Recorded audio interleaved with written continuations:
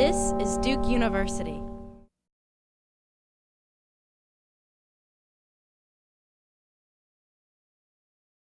This is going to be a very interesting campaign. It's particularly in the role of foreign policy in the campaign.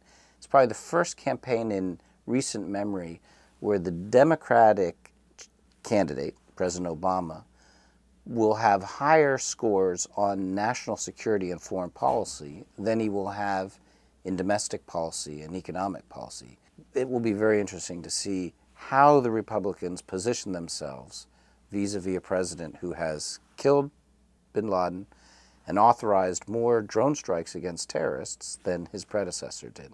The conventional wisdom is that this election will be decided by domestic policy.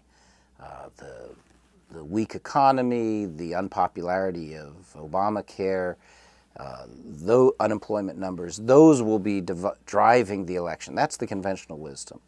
And I think it's probably right. But it's also the case that the American public rates those domestic issues as more important.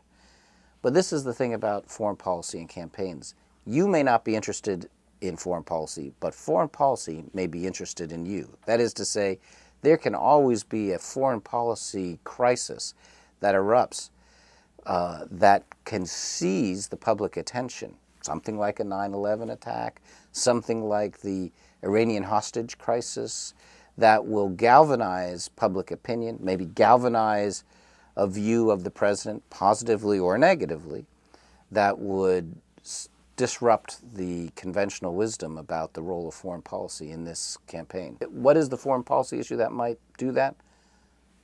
Iran.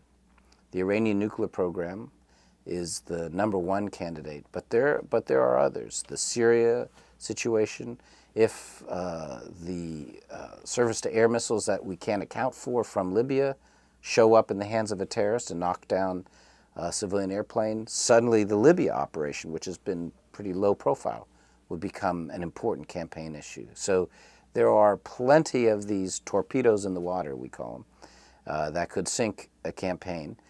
We just don't know which ones, and they may or may not land. Produced by Duke University. Online at duke.edu.